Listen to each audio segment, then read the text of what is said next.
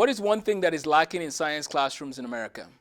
I believe there's a critical piece to science education that we need to start emphasizing, whether it's middle school, high school, or college. Now, it might take different forms in each of those categories, but this should be taught at some level. What am I talking about? I'm talking about the philosophy of science. My name is Amos Tarfa, and I'm the director of Life STEM Academy in Moorhead, Minnesota. In this video, I want to talk to you about a missing piece in our science education. Now, I love science and math. My background is I have a bachelor's in chemistry, I have a master's in medical physics, and a master's in medical health physics, and then I have a PhD in, I did 1 year of a PhD program in chemistry as well as STEM education.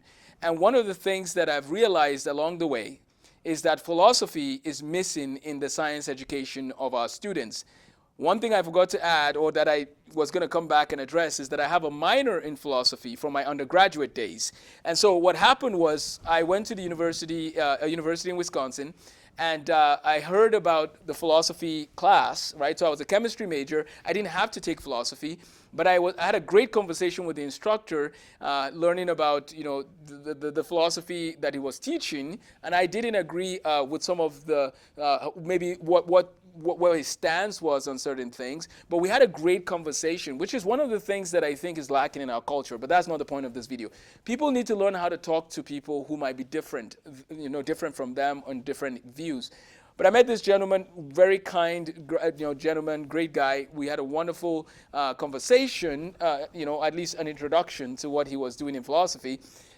In an introductory philosophy class, they teach things like, does God exist? They teach questions, things about ethics, which is a class on its own, but they might cover some of that in an introductory philosophy class. But as a Christian on that campus, I basically shared with him that I believed in God, and I pray, I read my Bible, and I really believe what I believe, right? So he told me to take his class, and he was teaching a class on the philosophy of science. And that changed my perspective. Like, it was amazing to be able to take a class that talks about science. And here's the cool thing. The book that we use for that class is actually right here. Oh, actually, I have 2 of them. I actually have 3 of the books here. One of them was called, What is This Thing Called Science? The other one was called Evolution, or Evolution, as the British would say, by Edward Larson. We have What is This Thing Called Science? And then we had a book called Darwin on Trial, which I also have on my stack here. So I basically took the class, and what was interesting is I had never paused to ask myself, what is science and how does it work, and why do some people think it has the answers to everything? So what I was doing is I was learning about the nature of science in this class. They talked about Thomas Kuhn. They talked about Karl Popper. They talked about these different people and their views on what science even is. When last have you asked yourself, like, what is science? And really dissected that, right? And so we went through these concepts of what is science, and then we went into the concept of evolution, the history of evolution. So those are the first 2 books that we read. Then we read Darwin on Trial, which gives us a perspective of Darwin on Trial, right? And then we read a book called Living with Darwin. So the book gave us an understanding of science, and then it showed us, and then the class took us into evolution, history of evolution, and just how we got to where we are in our understanding as of the writing of that book. And then it went into the topic of what are the things that people who don't believe in evolution, what do they believe? Or what is their reason for not believing evolution, right? And a lawyer wrote that book, right? But he was a part of a group of people who were scientists as well. So we had the evolution, Darwin on Trial, and then the last book. The last book in that class that we read was basically coming from a perspective of living with Darwin, right? So I go through the book. I believe Philip Johnson wrote Darwin on Trial. So I go through these 4 books. I have great conversations. And on April 1st of 2009, everything changed. So I was a chemistry major pre-med. That was the plan.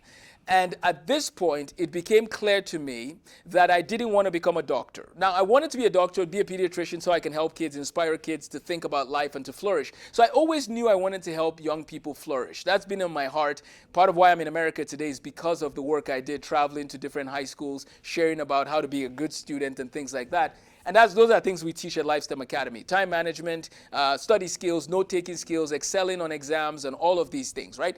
But the thing is, after that philosophy class on April 1st of 2009, where an atheist or somebody who didn't believe in God came and shared about, the problem of suffering and pain and the non-existence of God, that kind of topic, when that happened that day, for me, I had some questions, I had some things I explained from my view, and I explained how there has to be objective morality to be able to say good and evil, and if there's objective morality, then, or if there's a standard, then where does the standard come from? And that for Christians, we say God gave us the law, and then from there we can define good and evil. So those kinds of conversations were happening on April 1st in a classroom in Wisconsin.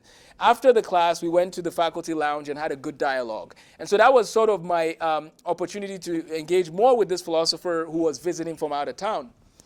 After that meeting, I said, I can't do it. I can't be a doctor and have people come into the hospital room and say things that, might have some logical flaws that we need to hash out, right? It would be better for me to maybe discuss those with them in a classroom setting. So I left the track of a medical track and moved to the track of more education, maybe get a PhD or do things like that. Now, the short story of that is I left that track, but I got a teaching job in a high school, which was one of the best things that happened because I was able to work with young people more. And then I met my wife along the way there. I met her, I was teaching, and I didn't want to travel to a different state to like Texas to get a PhD. So I put the PhD on hold, taught for a few years, started a tutoring center, got my master's in medical physics and medical health physics, and then did the PhD, 1 year of PhD in Fargo, and then started the STEM Academy, right? Life STEM Academy. Sorry, that's just a little bit of kind of how we've gotten to where we are. So in this show, we talk about education, we talk about apologetics, we talk about life, we talk about what book I'm reading. There's a segment called What Book is Amos Reading, or What Books is he considering? So just, for those who are wondering what book to read next, you can do that as well. But why is philosophy important in the teaching of science?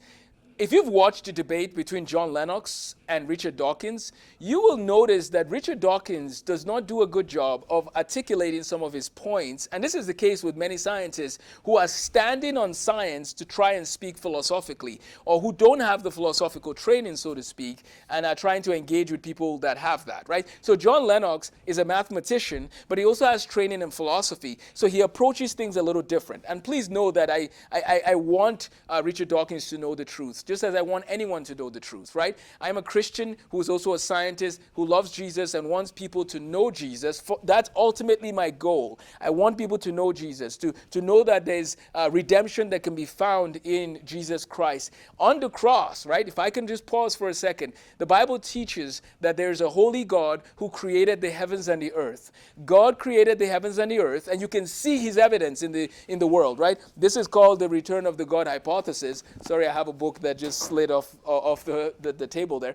The return of the God hypothesis. We're going to be doing a book study on this, and you can follow along once we finish our book study on Can Science Explain Everything, which is right here by John Lennox. Sorry, it seemed like I'm all over the place, but I'm just trying to refer to some books that are important in this journey on this podcast. So, The Return of the God Hypothesis and other books like it talk about the fact that science seems to be pointing us more and more to God. Here's a book that we use for our biology students at Life STEM Academy called Discovering Design with Biology. So Discovering Design with Biology is coming from that perspective as well. There is design in the universe. There is DNA. There is the fine-tuning of the universe. These things are real. Like, these are real issues that people have to face.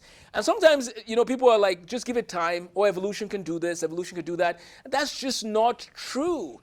You're believing it by faith. Okay, sorry, I'm going off tangent. The point I'm trying to make there is that there is evidence that points to design in the universe. And actually, our school is going to be hosting someone in a couple of weeks on February 13th at 6:30. The doors open at 6. At 6:30, we're going to have Casey Luskin, Dr. Casey Luskin, share with us about just evolution and some of the weaknesses of evolution, as well as I'm sure he would touch on science and faith. He's done work with William Dembski. He's done work with Stephen Meyer. He works with Stephen Meyer now at the Discovery Institute in Seattle. And we're excited to see Casey. I've met Casey before, and I'm excited to see him again in the Fargo-Moorhead area. He's going to be at NDSU on the 12th of February, and then he will come to our school on the 13th. Please feel free to let people know if they live in the Fargo-Moorhead area. They can email me, amostarfa1@gmail.com, if they want information. But basically, we're going to have an event where we talk about science and faith with the community. So, okay, where do we go from here? So basically, when you look at the issue of Richard Dawkins and John Lennox having a debate, you would notice the different approach that John Lennox might come with because he has philosophy training, right? We need our scientists to know philosophy so they understand the limits of science and understand what science cannot explain. Sometimes scientists start explaining something, and before you know it, they've gone into philosophy, and they might still want you to treat them with, allow them to treat their discussion with authority, even though they're in the realm of philosophy, not science, right? So our scientists need to know philosophy, which will help them to be humble in how they approach as science. I really think it's critical that every school should teach philosophy. So what are we going to do different in LifeSTEM Academy or the co-ops that we help start, right? So LifeSTEM Academy is a hybrid school that meets 2 days a week, and then the rest of the week the students are working from home. This year, we've allowed for more of a 5-day structure to help certain students, but even that is coming to an end. We believe that Monday through Thursday is enough. Even if we had all the money in the world, we believe that a 4-day school is more than sufficient, right? But ideally, you want to have a 2-day model where you come 2 days a week, and then the rest of the week you complete the work that has been assigned to you, right? And parents who are, parents we work with at LifeSTEM Academy know that we are there for them. We support them through difficult situations where maybe Johnny is not doing well in his biology and he needs more notes or strategies. We find strategies to help Johnny do better. So that's part of why we're here. LifeSTEM Academy is here to support homeschool families or people who want to leave the public school, right, and find a way to homeschool and have support at the same time. That's what LifeSTEM Academy is seeking to do, is to provide the best homeschool hybrid option where there's collaboration, where Christ is exalted, where character is being developed, where content is being mastered, where career preparation is happening, where community is being built. I mean, how cool is it that people from one family invite the school to come to their house and learn about finance or real estate or this or that? And so these kids, we want to limit the time they use smartphones and increase the time they're engaging with other students in a collaboration. I think one of the coolest stories in the history of science, and why I think everybody needs to learn the history and philosophy of science, I'm going to tell you one of the coolest stories and then I'll land my plane. There's a book here about a scientist named Michael Faraday. Michael Faraday, his life and his work, that's what we have here. Michael Faraday was born in the 1700s, and he was a hard-working man, born into a poor state of affairs, and they would eat one loaf of bread over 7 days. So very poor, but he was very focused on working hard. And so he met Humphrey Davy, who was a famous scientist at the time, and he asked Humphrey Davy to give him a chance. Humphrey Davy gave him a chance, and he was able to do some work at the Royal Institution in England. Michael Faraday was very good at his task, so he was doing his experiments, but then he was doing some things off on the side. He was so diligent, right? Over time, he got opportunities to start giving lectures. He did a lot of things to help people. And then he did something called the famous Christmas Day lectures. They used to do that. And I actually found a YouTube video where they tried to replicate, some of his videos. One of them is like the candle. He talks about candles and the science of candles. Anyways, we could talk about that in another video at some point. But Michael Faraday was a fascinating individual. Now, imagine all our students here who are going to school, getting degrees in science courses, but they're not learning the history and philosophy of science, that which led those scientists to do what they did. See, back in the day, in the 1800s and maybe 1700s, 1800s, a lot of those scientists were aware of what was happening, right? They were aware of the work that this guy was doing, which they wanted to take and expand and adjust, right? So that's part of what they were doing with their time. We need our students to do the same. And that's why Jay Wiles, the author of the book I showed you, Discovering Design with Biology, he's written books like Science in the Scientific Revolution, Science in the Ancient World, Science in the Age of Reason. He's written these books with a science history perspective, which is great. And that's why we use Jay Wiles' book for our science curriculum, because we want the history of science to be taught. And you could couple it with John Tyner's books. You could couple it with Sunlight curriculum that has books on the history of medicine, which is also from John Tyner. So you basically take a curriculum that has the history of science being taught, and then you take curriculums that just focus on teaching the history, like the history of medicine, history of physics, history of biology, history of chemistry, history of mathematics. If you give your child those tools, and I have a whole video of some of that, I'll try and link it in the description. If you give your child those tools, you're going to be raising a scientist that can think clearly. And this is my encouragement to co-ops, is that when you have a co-op, consider using a book like that. Do the experiments on the days that you meet. Do presentations on the days that you meet, right? So if I could focus on our science for a second, we want our students to be able to do research and present on what they've learned. Get comfortable giving presentations. to their classmates, right? That's one thing. When you homeschool and your child is presenting to you, it's one thing. But imagine if they're getting comfortable presenting to people they don't know. They're presenting to different audiences. That's a good skill that I believe co-ops and hybrid schools can do. Now, again, with a co-op, it's a little more relaxed. You're all homeschooled, and there's volunteers or maybe people who are paid just a small stipend to teach. And that's how a co-op could function. And churches should really consider starting co-ops, especially if they have a lot of kids in public school who are looking for a place to get godly counsel and learn from that perspective. But then there's homeschool hybrid, which for us, our homeschool hybrid has multiple teachers that have degrees in education, and therefore it's a little more rigid in how it works. Co-ops could be a little more flexible. So when you're thinking about options for homeschooling, co-ops, homeschool hybrid, those are good ways to think about things. But here's the thing. You also have to think about what are your goals, what are the things you want to accomplish that year. Anyways, we'll do a video comparing homeschool hybrid and co-ops in general and how churches can consider starting co-ops. Lifestem Academy is a homeschool hybrid program that seeks to engage with those 5 C's that we call. We call it the 5 C's, even though I've added a 6th one now called collaboration. And so I brought up Michael Faraday in this discussion, right? He understood the nature of science. So did James Clerk Maxwell, one of my best friends sort of in the history of science. Maxwell died in 1879. But what I mean is I like the guy. He's very good at what he did, and he was very humble in his approach. So was Michael Faraday. Faraday, at the end of his life, by the way, ended up getting a house from the Queen of England. He did so much good work. But he met James Clerk Maxwell, and there was collaboration, and Maxwell was able to give us Maxwell's equations. One of the famous things about Faraday is that he was able to show that electricity and magnetism have a connection. But then James Clerk Maxwell, was able to show the mathematical side to that, right? There's things you do with electricity that can cause magnetism to happen. There's things you could do with magnetism to allow an electric current to occur, right? So there's a connection between these two things. Now, this was around the time of people like Voltaire. I'm sorry, not Voltaire. Voltaire was a French writer. He was a character, but not him. We're talking about Volta. We're talking about Volta, the Italian scientist. We're talking about Ohm's law. When you think of Ohm's law, well, who's Ohm? Where's Ohm come from? Ampere. Who's Ampere? These are people that you should know, understand what they were trying to do. And so Faraday understood what was happening, and then he did experiments. He expanded our knowledge of electromagnetism.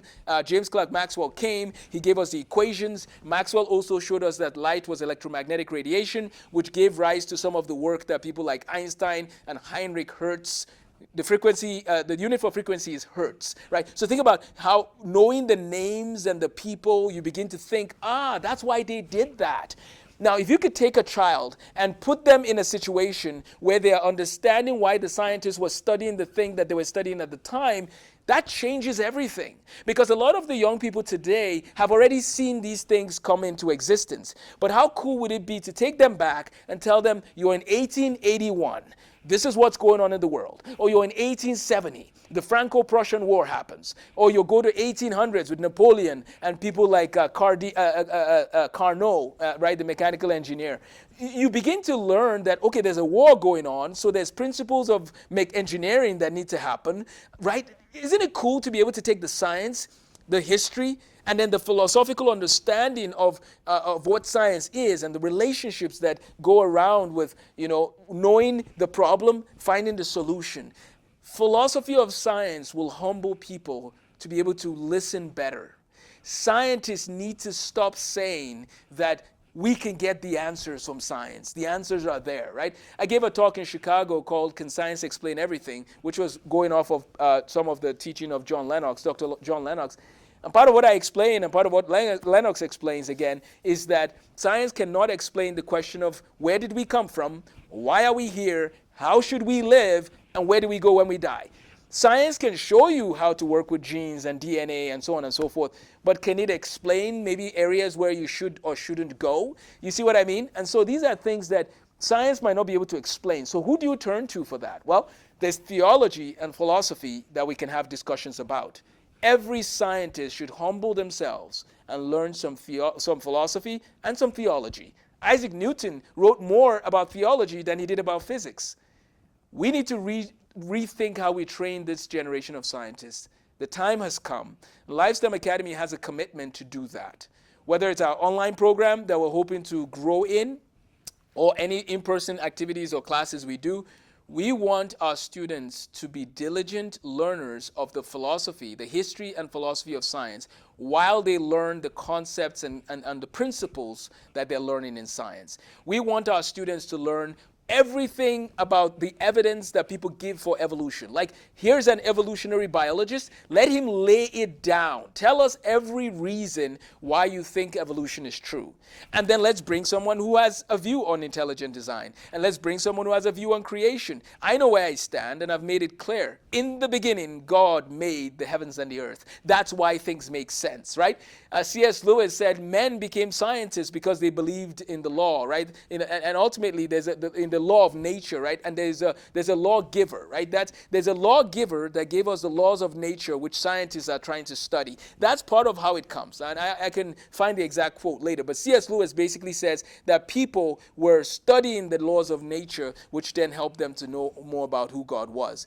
Galileo, Robert Boyle, Isaac Newton, James Clerk Maxwell, Michael Faraday, John Lennox, James Tour, on and on and on. You can be a scientist and a Christian. And so we need people to realize that when they go to these different universities where they're told, oh, leave science over there, leave science there and leave faith there, don't try to mix them. That's just not so in what we learn about people like Maxwell and some of these guys. They were teaching in their churches or involved in their churches on Sunday and doing their science experiments on Monday. Joseph Priestley, one of the people that is responsible for, we talk about who found oxygen or who discovered oxygen and some of that, right? There's three people that we discuss with that. We have Carl Scheele, the Swedish chemist, who was actually an apothecary. So we have Carl Scheele, right? He was like working for a guy who would basically be like a pharmacist of today. We have Carl Scheele, Joseph Priestley, and Antoine Lavoisier. Those are the three people that we talk about in terms of who discovered oxygen.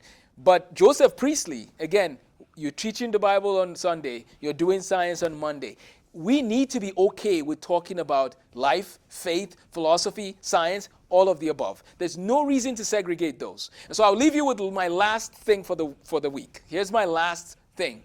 Everyone who is serious about apologetics and about understanding, different aspects of just, intellectual pieces to the puzzle here, so to speak, there's a few people I would highly recommend that you know. And so I'll list them off. You can spend some time researching, and we'll keep this journey going, hopefully, God willing. If you want to support the work that we're doing in apologetics and science and faith, please feel free to send me an email or use the link in the description to support our work. So here's the people. Number one, John Lennox. Now, he's written a new book now on career and work, which is wonderful. Dr. John Lennox, Oxford University Professor Emeritus, wonderful writings and teachings on the history and philosophy of science. Number two, James Tour. Rice University does wonderful work in nanoscience. He does organic chemistry. He does great work and does great work on discussing the topic of origin of life research. Number three, Stephen Meyer, philosopher of science out in Seattle, Washington, got his degree from Cambridge University, has a background in physics, has written a book called The Return of the God Hypothesis. Great book. Before I go to number four, quick commercial. Number 3.5, or like another just on the side. I think Eric Metaxas does a good job writing. He has a book, called Is Atheism Dead? So I think Eric Metaxas is a good resource that you can also tap into as a book like that, right? Please keep in mind, though, that there are people who are theistic evolutionists out there. And I'm not saying that of Eric Metaxas, but I'm just giving you a heads up. So I know I mentioned evolution here, but this topic is a little, there's a lot of pieces there. We can break it down. There's creationists, there's young earth creationists, old earth creationists.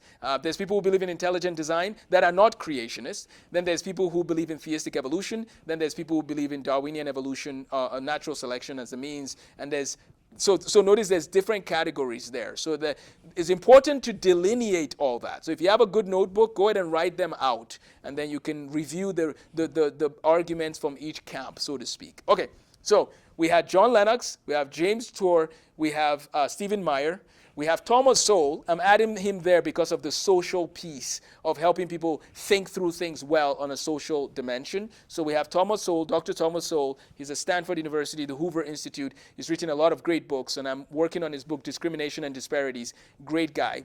And then number 5 might shock you, actually. Number 5 now, at least these days, actually, there's going to have to be one more bonus. But number 5, for who Christians should know in apologetics, is a man by the name of Dr. Andrew Huberman.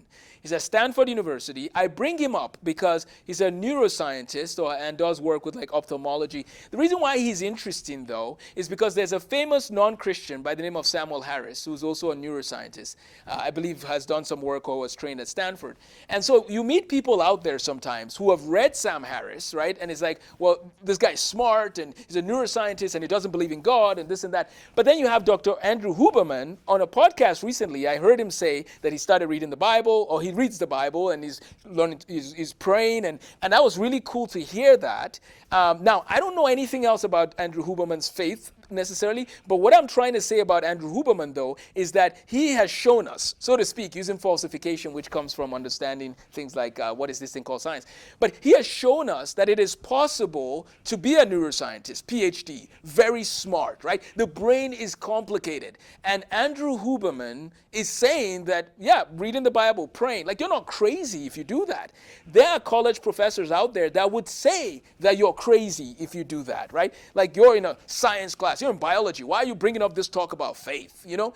Now, I understand there's some atheists out there or agnostics who are more gentle towards people who don't believe, but I'm just saying there are some harsh professors who think and insult others who have faith, right? Even though everybody has faith, right? Because you can't answer how a universe that is so designed and so beautiful and elegant, you can't explain how that came from nothing, right? You can't explain how there's no designer, but we have all this beauty of design in nature. Okay, another topic for another day. The last individual I was going to mention, as I mentioned, is that this is another bonus, will be Jordan Peterson. Now, Dr. Jordan Peterson, from what I know, is not a believer at this moment. He's not a Christian, a Bible-believing Christian. From what I've heard him say, that could change, and that might change as I'm recording this video. So please have mercy as I explain this part. But the reason why I think it's important for people to know who Jordan Peterson is just a little bit about his background in psychology out in Toronto and the work he did and what led him to basically have a very difficult time with the university there in Toronto, right? I think it's just good to be aware of that, and some of that type of behavior is going to happen. If you believe that God created them male and female, if you believe that the Bible is God's word and the Bible should be our guide, if you believe that marriage is between one man and one woman, if you believe the fundamentals of Christianity in America today, there are elements of persecution that could come from that. And it happened to someone who at the time, again, was not a Christian. So if they're being persecuted, then the Christians need to be ready. So you need to be able to defend your faith and what you stand for.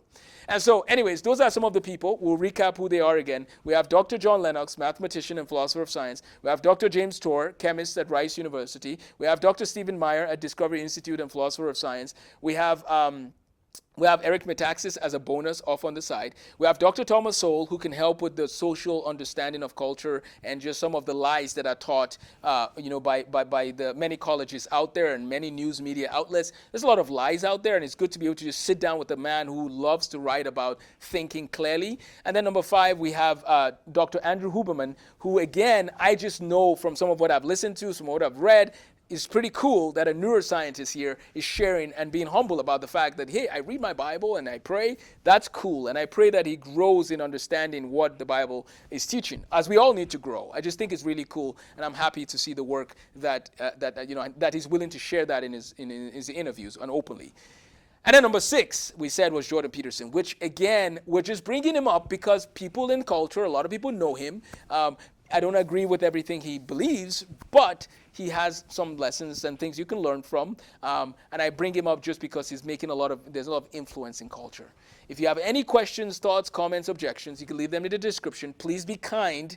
You won't agree with everything I say, but please understand that I've spent quite a bit of time, by God's grace, over 10, 15 years, thinking through some of these things that I'm sharing. And I'm only going to be studying more. I'm going to be studying the history and philosophy of science more. I'm going to be studying more works in apologetics. And so stay tuned on this channel for videos like that. Our students at LifeSTEM Academy are going to be getting a lot more of these kinds of resources. And yeah, if you know anybody who will be interested to join LifeSTEM Academy, support LifeSTEM Academy and the work that we're doing, feel free to send me an email. I will be excited to share more and just see how we can be of support. And if you want to start a co-op in your church or somewhere around the U.S. or beyond, please feel free to reach out as well. I love places where young people go to learn and thrive. Take care. God bless. Have a wonderful weekend. And we'll see you next time. Same time, same station. God bless.